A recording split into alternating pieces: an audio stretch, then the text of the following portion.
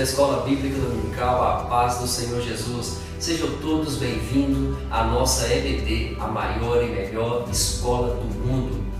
Quero convidar vocês para juntos nós conectarmos à TV Matriz, e a esse vídeo, a esse material, para estudarmos a lição de número 4, buscando conhecer os caminhos do Senhor. Amém? Nessa oportunidade, o evangelista, professor, irmão Rogério Dias estará comentando essa lição diretamente de Lavandeira do Tocantins. Irmão Rogério é membro da nossa Assembleia de Deus do setor Sol Nascente, pastoreada pelo pastor Gismar Feitosa. Nessa oportunidade, convido a você e sua família para nós juntos estudarmos a gloriosa Palavra do Senhor. Irmão Rogério Dias.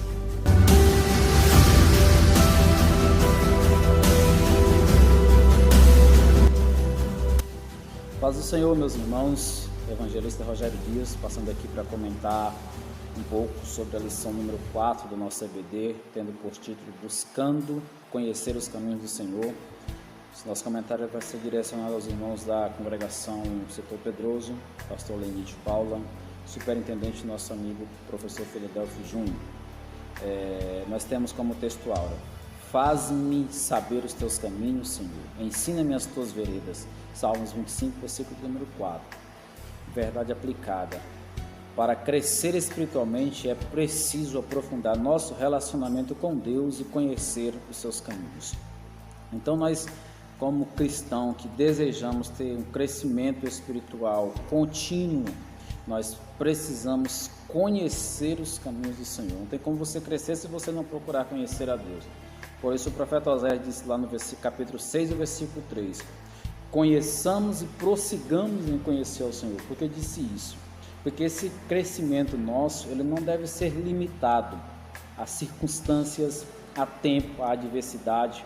Porque tem cristão que tem 1 ano de crente, 5 anos, 10 anos de crente, aí ele pensa que está tudo bem e não preocupa em crescer espiritualmente. Já leu a Bíblia diversas vezes, aí não preocupa em ler lá mais.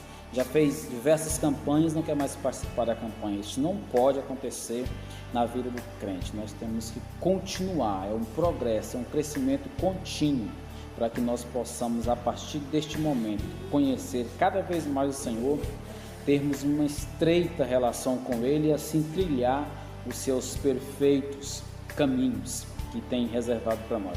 Temos aqui 3 objetivos propostos. Objetivo número 1, conhecer os anseios de Davi.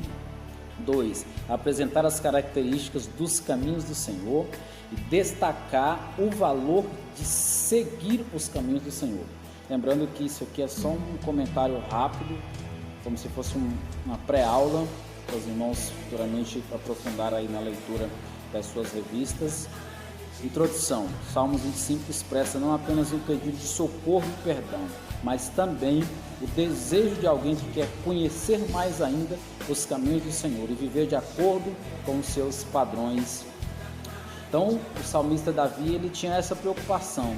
Ele não queria só ser beneficiado com o perdão, com o socorro de Deus. Além de receber o perdão, o socorro, a misericórdia de Deus, ele queria andar com o Senhor. Diferente de que muitas pessoas praticam hoje, procuram Deus só quando estão precisando de perdão, só quando estão precisando de socorro. A coisa aperta, eles correm para Deus, Quando a coisa complica, vem para os caminhos do Senhor. Quando está tudo muito bem, desviam-se do caminho do Senhor. O salmista está mostrando para nós que para ele, isso também serve para nós, o importante não é só a misericórdia, não é só o socorro, não é só o perdão. O importante é, além disso, é andar com Deus, é caminhar com Deus, porque assim Ele nos livra dos embaraços que nos cercam nessa nossa caminhada. Um salmo acróstico e de adoração. Nessa adoração, Davi expressa 2 aspectos. O primeiro é a oração e o segundo é a meditação. A oração dele é regada de uma série de pedidos que nós precisamos também adotar em nossas orações para que elas venham ser de fato atendidas e respondidas por Deus.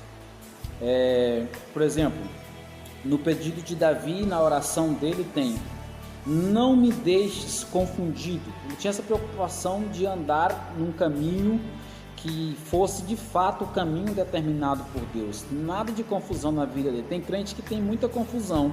Tipo, hoje ele adota um padrão de vida cristã e para ele está tudo bem. Daqui a pouco ele ouve uma outra pessoa que teve uma revelação, que de repente interpretou um outro texto da Bíblia Sagrada, e ele fica encucado com aquilo e quer mudar novamente de atitude. Daqui a pouco outra pessoa fala para ele: não precisa ser assim, não precisa ser tão radical assim, não precisa andar dessa maneira. Aí ele vai e volta novamente para o que ele era antes. Isso é confusão, e nós não podemos ter essa vida de confusão, porque essa vida de confusão, ela não favorece o aumento da nossa fé. Uma vez a nossa fé fraca, nós estamos propensos ao erro, a pecar e também a não acreditar na bondade, na misericórdia de Deus, porque é a nossa fé que nos faz alcançar a grandiosidade, a soberania de Deus para conosco. Então Davi queria levar uma vida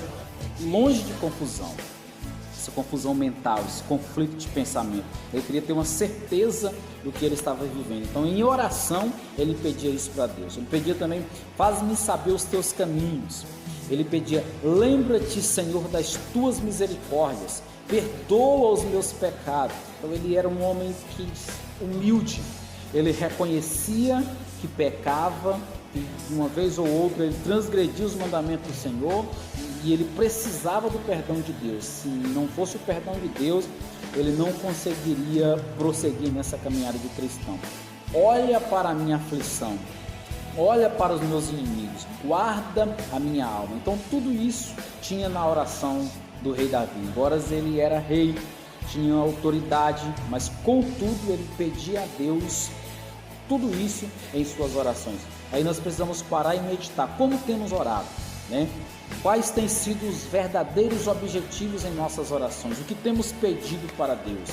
Vamos pensar nisso e adotar aqui essas orientações deixadas pelo salmista Davi.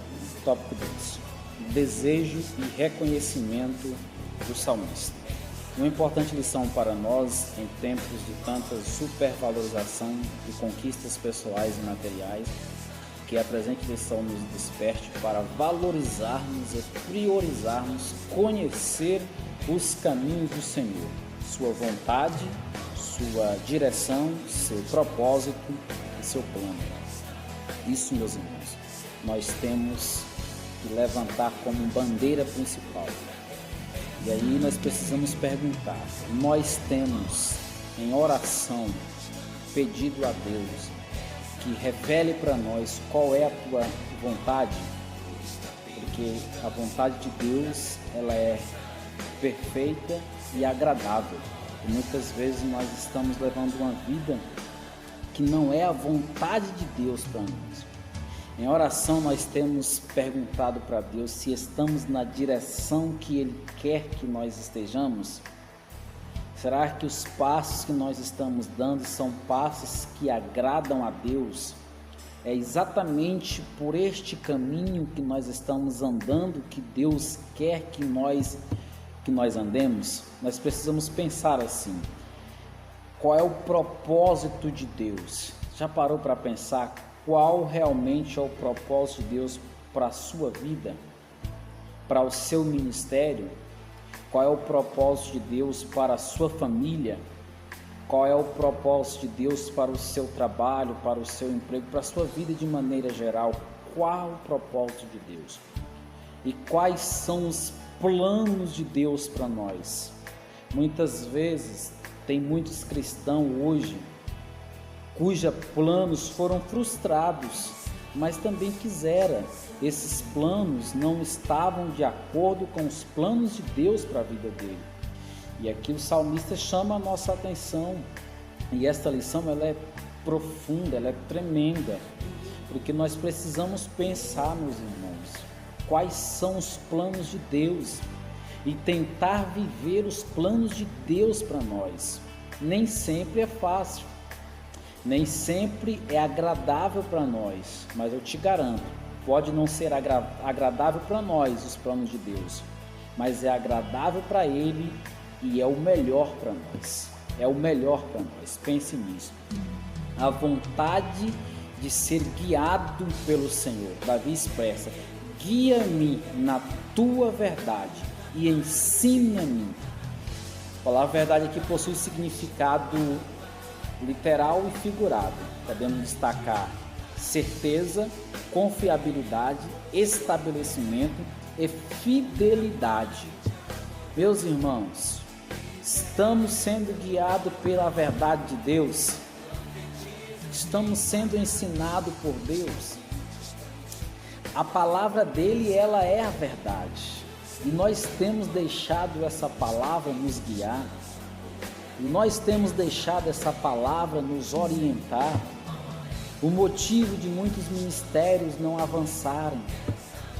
O motivo de muitas vidas cristãs irem ao fracasso é porque não permitiu ser orientado pela poderosa palavra de Deus. Basta um teólogo profundo transmitir uma teoria para você e você abandonar a verdadeira palavra de Deus para o seguir o que ensinaram. E Paulo nos exorta: qualquer outro evangelho que surgir, seja anátema, seja em vão, não pode. O perfeito, o agradável, o real, o verdadeiro é o deixado pelo nosso Senhor e Salvador Jesus Cristo, que está aqui na sua poderosa palavra. Nós precisamos ser guiados pela vontade de Deus. E a vontade de Deus é que nós vivemos a sua verdade. E a verdade dele é a sua poderosa palavra. Fechando aqui esse tópico de número 2, Davi também desejava ter intimidade com Deus. Ele disse assim: o segredo do Senhor é para os que o temem, e ele lhes fará saber o seu conserto. O que ele mais queria era ter intimidade com o Senhor, uma vida próxima com Deus, ter um estreito e profundo relacionamento com Deus. Meu irmão, meus irmãos, vamos parar de levar uma vida superficial, vamos aprofundar na graça, vamos aprofundar no conhecimento, vamos nos encher de Deus, vamos tentar conhecer cada vez mais Deus, porque quanto mais nós conhecemos a Ele, mais Ele fica perto de nós. Porque a Bíblia fala que se nós nos achegarmos a Deus, Ele chegará a nós. Para você levar uma vida sentindo Deus constantemente, você precisa ter um estreito relacionamento com Deus, em oração, em jejum e em leitura da tua poderosa palavra. Para concluir, tópico 3, conhecendo os caminhos do Senhor. Esses salmos aqui propõem 3 caminhos destacados pelo comentarista, e o primeiro caminho é o caminho da obediência. E aqui nós temos uma orientação, que conhecer sem obedecer é em vão. Nós, como cristãos, não podemos ficar preocupados só em conhecer. Se não obedecer, não vale a pena. Nós estamos vivendo uma sociedade informatizada, a informação chega muito rápido até nós. As pessoas estão em um nível cultural muito elevado, aprendem muito de forma rápida, mas isso não é o bastante.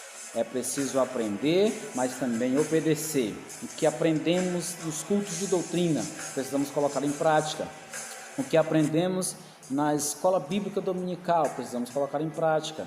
O que aprendemos lendo a Bíblia, livros, artigos, precisamos colocar em prática. Se todo esse nosso aprendizado estiver de acordo com a poderosa palavra de Deus, nós precisamos colocar isso em prática, senão para nada adianta. Isso que aconteceu com o povo de Israel. Conheciam a Deus, conheciam muito bem, mas não obedeceram rigorosamente os mandamentos do Senhor.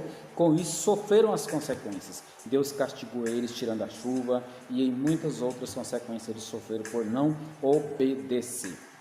O segundo caminho é o caminho da graça. Esse caminho é o caminho que nós trilhamos, o caminho deixado por Jesus, o Evangelho da Graça. Agora, quando esse Evangelho da Graça nos alcançou, nós precisamos deixar ser moldado por Ele, ser transformado por Ele. E aí, o viver na graça, que é a prática do amor, precisa evidenciar nas nossas ações. Não adianta nós dizer, eu conheci a Deus e eu amo agora, mas eu odeio o irmão que fala mal a meu respeito, eu odeio a pessoa que não gosta de mim, enfim. Isso não é o Evangelho da Graça. O Evangelho da Graça nos transforma, faz nós amar até mesmo os nossos inimigos, assim como Davi.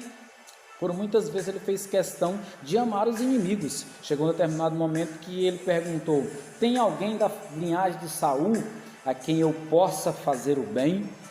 Ele poderia usar do poder, da influência que ele tinha agora e se vingar da maldade que Saul fez para com ele, mas ele não fez isso. Ele estava propagando essa graça, e essa graça estava nos atos, nas práticas de Davi. E isso também deve estar implícito em nós. Estamos vivendo dias de crise causados por essa pandemia que assolou a humanidade. E muitas vezes nós olhamos para as pessoas precisadas e nós negligenciamos ajuda. Talvez se nós não podemos ajudar financeiramente, doando alguma coisa, ajude em oração, fazendo algum ato para que essas pessoas possam serem alcançadas por ajuda de alguma forma. Ore pelo presidente, ore pelo prefeito, ore pelas autoridades, pelas nossas lideranças, para que Deus abra a mente e dê a orientação necessária para que possa tomar medidas agradáveis, precisas, necessárias também, para que possamos sair dessa situação tão crítica o mais rápido possível. E para concluir, por último, é o caminho da perfeição, uma vida de sinceridade, de retidão, de honestidade, é o caminho da pureza, é o caminho da fidelidade. É este o caminho que Davi desejava trilhar, embora a carne, os desejos carnais, por algum momento impulsionou a prática do erro, mas ele humilde, recuou, pediu perdão e em oração, em clamor, ele pedia a Deus, eu quero andar nos teus caminhos, os teus caminhos são sinceros, os teus caminhos são retos. Talvez você tenha tentado, tenha pelejado, não tenha conseguido, ore, peça a Deus para que Deus possa te ajudar a trilhar no caminho da sinceridade, o caminho da retidão, o caminho da fidelidade, é um caminho puro, porque nós como cristãos, nós estamos andando na contramão do mundo. O mundo trilha é um caminho oposto ao nosso. Eles trilham no caminho da libertinagem, eles trilham no caminho em que satisfaz os prazeres carnais, mas nós sabemos que a consequência disso é a morte e a condenação eterna, e aí é muito melhor nós procurar trilhar no caminho da sinceridade, no caminho da retidão, no caminho estipulado, determinado por Deus, porque aí sim nós alcançaremos a vida eterna, e isso só será possível quando nós deixarmos o efeito do novo nascimento nascer em nós e também o efeito da poderosa palavra de Deus e deixar sermos templos do Espírito Santo. Que Deus em Cristo os abençoe, continue lendo a revista, participando das EBD que são transmitidas ao vivo, online, na página da nossa IAD TV Matriz. Deus abençoe cada um dos irmãos e em breve estaremos juntos pessoalmente para adorarmos ao Senhor. Forte abraço, estamos unidos em um só Espírito e em oração. Muito obrigado, Deus abençoe.